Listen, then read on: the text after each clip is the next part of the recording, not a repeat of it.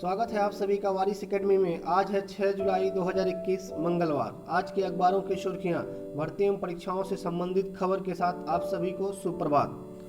शिक्षक भर्ती की मांग कर रहे अभ्यर्थियों ने किया प्रदर्शन।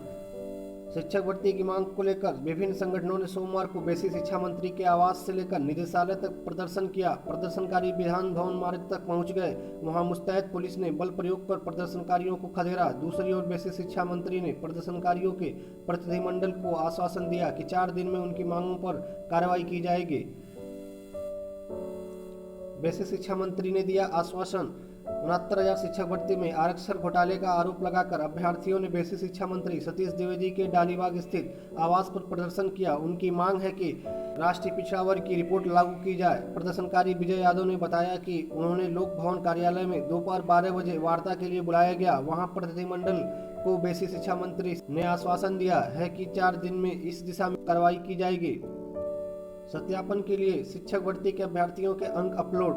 अमर उजाला में रविवार को खबर प्रकाशित होने के बाद शिक्षा निदेशक बेसिक SCRT ने दिया निर्देश।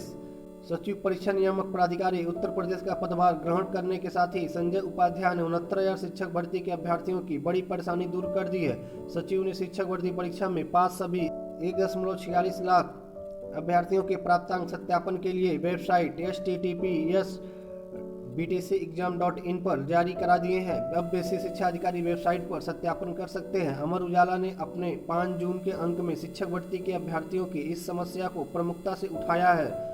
सचिव परीक्षा नियामक प्राधिकारी संजय उपाध्याय ने पदभार ग्रहण किया। नवनियुक्त सचिव परीक्षा नियामक प्राधिकारी संजय उपाध्याय ने सोमवार को पदभार ग्रहण कर लिया। उनकी नियुक्ति अनिल भूषण चतुर्वेदी की जगह की गई है। संजय उपाध्याय इससे पूर्व में डायट प्राचार्य गौतम बुद्ध नगर के पद पर कार्यरत थे।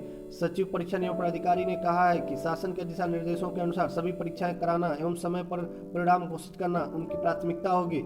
उन्होंने कहा कि पहले वो परीक्षाओं के साथ दूसरी जिम्मेदारियों के बारे में जानकारी लेंगे। इसके बाद ही यह तय कर पाएंगे कि कौन सी परीक्षा कब होगी। इसके बारे में शासन का जो निर्देश होगा उसके आधार पर काम किया जाएगा। चयनित अभ्यर्थियों को जल्द मिलेगी नियुक्ति। प्रवक्ता भर्ती जुलाई के तीसरे सप्ताह में कॉलेज आवंटन की प्रक्रिया पूरी कर लेने की तैयारी। तबादले की प्रक्रिया शुरू होने के कारण बीच में ही रोक दी गई थी काउंसिलिंग। प्रदेश के राजकीय महाविद्यालयों में प्रवक्ता भर्ती के तहत काउंसिलिंग से वंचित रह गए अभ्यर्थियों को इसी माह कॉलेज आवंटित कर दिए जाएंगे। ऑनलाइन माध्यम से प्रवक्ताओं के तबादले की प्रक्रिया शुरू हो जाने के कारण जिन 9 विषयों के अभ्यर्थियों की काउंसलिंग बीच में रोक दी गई थी, उनकी काउंसलिंग जुलाई के तीसरे सप्ताह में पूरी करा लेने की तैयारी चल रही है। तबादले की प्रक्रिया पूरी होते ही उच्च शिक्षा निदेशालय कॉलेज आवंटन शुरू कर देगा। दरोगा भर्ती आयु सीमा में छूट की मांग।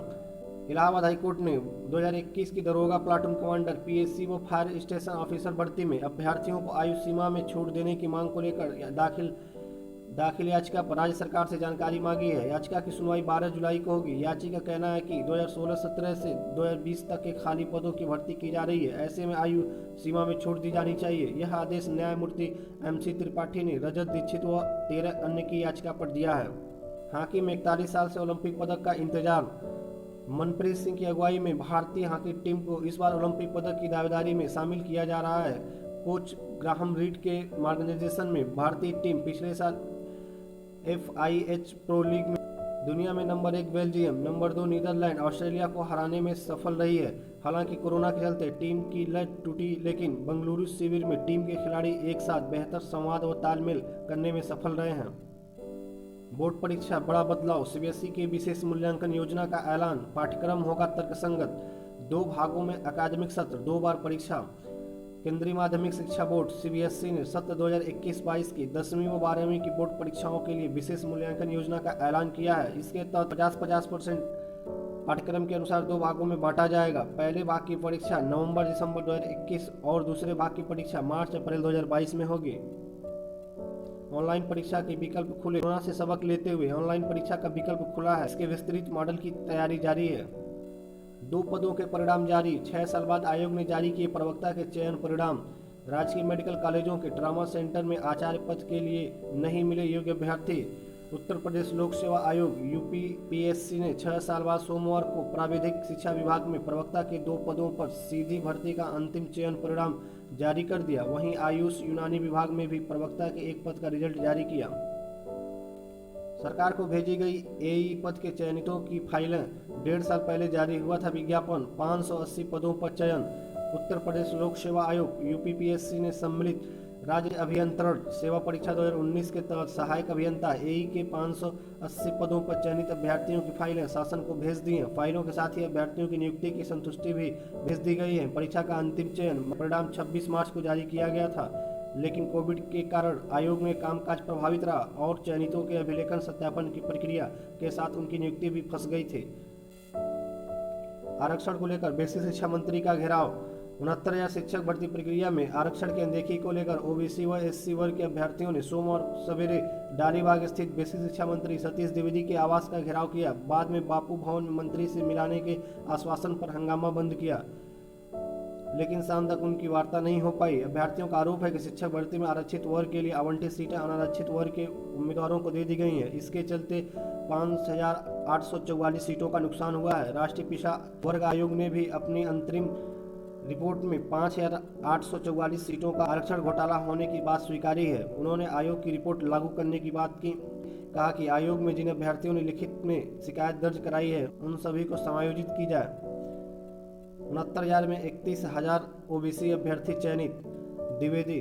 बेसिक शिक्षा राज्य मंत्री स्वतंत्र प्रभार सतीश चंद्र द्विवेदी ने कहा कि बेसिक शिक्षा परिषद में 69,000 सहायक अध्यापक भर्ती में सामान्य वर्ग की 34,589 सीटें थी, जबकि इस वर्ग के महज 20,301 अभ्यर्थी ही चयनित हुए।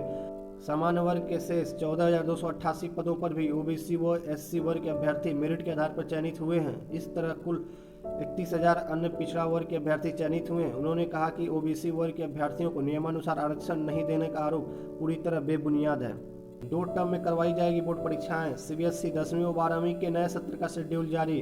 केंद्रीय माध्यमिक शिक्षा बोर्ड सीबीएसई ने 10वीं और 12वीं की बोर्ड परीक्षाओं के लिए विशेष मूल्यांकन योजना का सोमवार को ऐलान किया। साल 2021-22 के लिए जारी नए शेड्यूल के मुताबिक कक्षा 10वीं और 12वीं बोर्ड परीक्षाएं 2 हिस्सों में होंगी। पहले सत्र की परीक्षाएं नवंबर-दिसंबर 2021 और दूसरे सत्र की परीक्षाएं मार्च-अप्रैल 2022 में कराई जाएंगी। ये रहे आज की कुछ प्रमुख अखबारों की सुर्खियां। वीडियो आपको कैसा लगा कमेंट करके जरूर बताइएगा। दोस्तों के साथ शेयर कीजिए। चैनल पर पहली बार है तो चैनल को सब्सक्राइब कर बेल आइकन बटन को ऑन कीजिए, जिससे आने वाली हर लेटेस्ट वीडियोज की नोटिफिकेशन आपको मिलती रहेगी। मिलते हैं फिर किसी नए वीडियो में, तब तक के लिए जय हिंद, शुक्रिया। For more updates subscribe to our channel.